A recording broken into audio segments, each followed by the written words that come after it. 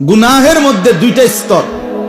একটা হলো শরীয়তে যেগুলোকে গুনাহ বলছে, মুনকার বলে এটাকে।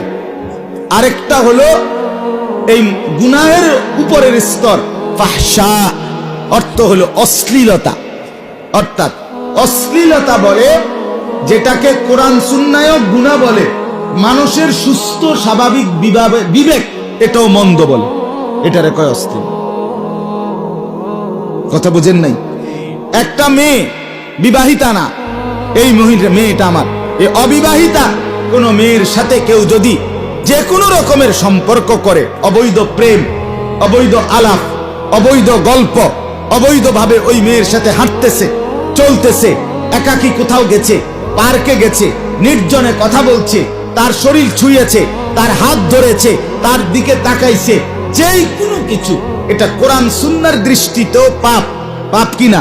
আর এই সমাজের সুস্থ বিবেকবান মানুষের দৃষ্টিতেও কথা বলেন না কেন?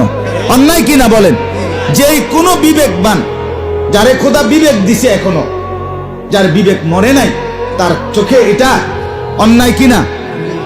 এটারে বলে অশ্লীলতা, ফাহশা, ফাহিশা। ওয়ালা তাকরাবুজ জিনা ইন্নাহু কানা ফাহিশা।